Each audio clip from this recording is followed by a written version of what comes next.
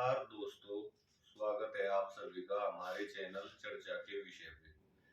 चर्चा के विषय पे दोस्तों रोज हम आध्यात्मिक मुद्दों पर चर्चा कर रहे हैं। 2-3 मुद्दों पे हमने चर्चा की। आज का जो मुद्दा है चर्चा करने के लिए वो है शैली का हमारे वक्तव्य पे क्या प्रभाव पड़ता है। अर्थात जो हमारा बोलने का ढंग होता है, वो हमारा बोलने का ढंग हमारे वाक्य पर, हमारी बात पर क्या प्रभाव डालता है, या दूसरा जो सुनने वाला होता है उस पर उसका क्या प्रभाव पड़ता है।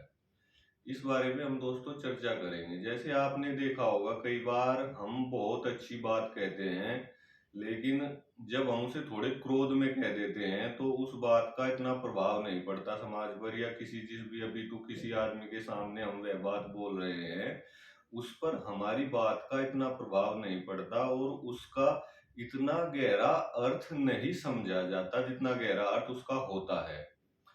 तो ये सारा कारण होता क्या है? ये कारण होता है हमारे बोलने के ढंग पर। अगर हमारा बोलने का ढंग ही अच्छा नहीं होगा तो वह बात इतना असर समाज पर या किसी भी अपितु किसी व्यक्ति पर इतना असर नहीं डाल पाएगी जितना उस बात का अर्थ गहरा होता है। तो इस बात का दोस्तों हम इस पर चर्चा करेंगे कि ये रीजन इसका क्या होता है, किस कारण से ऐसा होता है, और दूसरा हम इस पे ये करेंगे कि हम इसमें बदलाव कैसे कर सकते हैं। आज हम इस पे पूर्ण विवेचना करेंगे। तो पहला तो दोस्तों ये होता है, जैसे बात कहने का जो ढंग होता है उसका ऐसा सिस्टम होता है कि जो भी हम बात करते हैं उसका अगर किसी बात को किसी ढंग से दर्शाया जाता है, किसी बात को बात बोलने के ढंग से ही बात का मतलब बदल जाता है। जैसे आपने देखा होगा एक पीके करके एक फिल्म आई थी, मैंने अभी पिछले दिनों वो थोड़े दिन पहले देखी है। उसमें वो आमिर खान समझाता है अच्छा का मतलब अच्छा, अच्छा, अच्छा। तो ऐसे करके आप भी देखते हैं, अगर हम नॉर्मल बोलते हैं अच्छा तो उसका अर्थ कुछ हो रहा है, अच्छा भाई नॉर्मल में है, साधारण बात। और अच्छा तो उसका अर्थ गहरा हो जाता है। इसी तरह दोस्तों शैली का हमारे जीवन पे बहुत अधिक प्रभाव पड़ता है और इस ये एक अनुकरणीय विषय है। हमें अपने ऊपर काम करना चाहिए। अगर हम इसमें बदलाव करना चाहे तो बदलाव से दोस्तों बदलना संभव है और हमारी बात का असर भी समाज में अच्छा पड़ने लगता है और हम भी एक अच्छे व्यक्ति की श्रेणी में आने लगते हैं।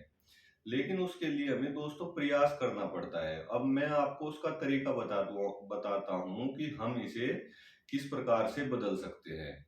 दोस्तों दो मैटर होते हैं। जैसे जो भी हम किसी के बोलने पर हम बोलते हैं, जो हम कहते हैं, वो हमारी एक तो प्रतिक्रिया होती है और एक होता है उत्तर देना। जो प्रतिक्रिया जो होती है, हमारी प्रतिक्रिया होती है दोस्तों, भूतकाल में हम जिस तरह से भी बातों का जवाब देते आ रहे हैं, जिस तरह से भी हम बातों का उत्तर देते आ रहे हैं, वो हमारा कंटिन्यू कंटिन्यू हमारे अचेतन मन में चला जाता है और हम उसी पे बिना सोचे समझे हम प्रतिक्रिया करने लगते हैं। तो इसे दोस्तों प्रतिक्रिया कहा जाता है। जैसे आपने सोचा होगा कई बार हम बातों का उत्तर दे देते हैं, लेकिन उत्तर देने के बाद भी दोस्तों फिर कई बार हम बहुत गहरे से सोचते हैं। ऐसा हमने अपने दिमाग से नहीं बल्कि प्रतिक्रिया के दौर से हमारे मन से अपने आप हुआ चला जा रहा है। हमारे से बातें अंदर से आती हुई चली जा रही हैं, उसे हम नहीं कर रहे हैं। इसे प्रतिक्रिया कहते हैं। तो दूसरा होता है दोस्तों उत्तर देना। जब हम प्रतिक्रिया के बस उत्तर देते हैं तो प्रतिक्रिया में तो हमारे जो भूतकाल की जो कैसेट हमारे अवचेतन मन में चली हुई है उसी हिसाब से हमें एक आदत पड़ जाती है उत्तर देने की। जो हम उत्तर दे रहे हैं उसी हिसाब से हमारे उत्तर चलते चले जाते हैं।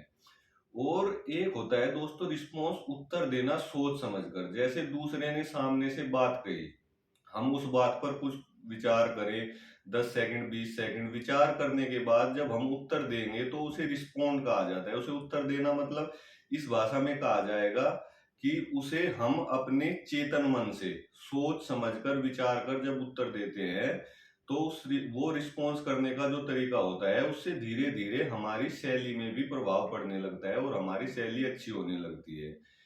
दूसरा होता है दोस्तों कभी भी किसी बात को सुनकर आक्रोश में ना आ जाना। अगर आप आक्रोश में आ जाओगे तो आप फिर अच्छा उत्तर नहीं दे पाओगे। अच्छा उत्तर देने के लिए सबसे पहले आपको ये सोचना समझना होगा कि दूसरे की बात को पहले ध्यान से सुने।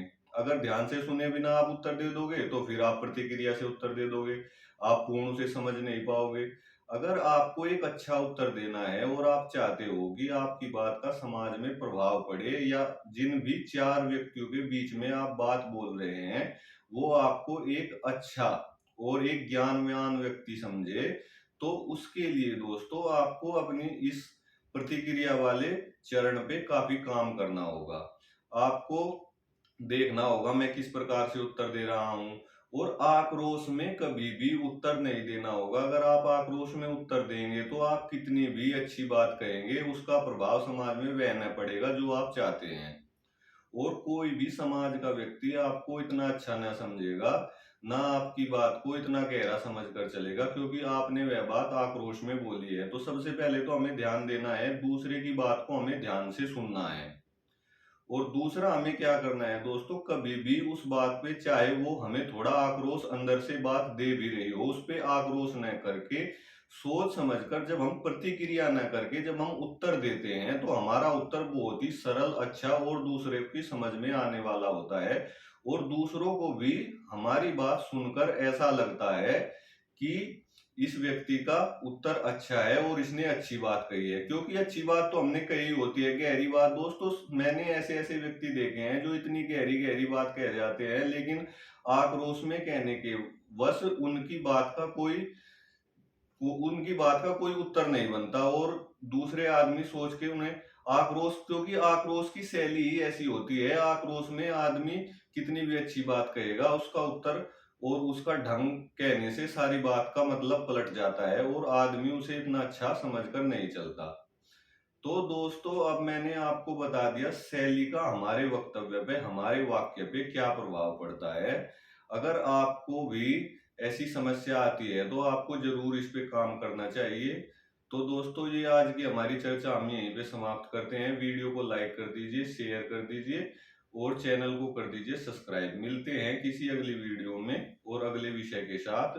आशा करता हूँ आप सब स्वस्थ रहें, खुश रहे और आपकी लंबी आयु की कामना करता हूँ। जय हिंद, जय भारत, धन्यवाद।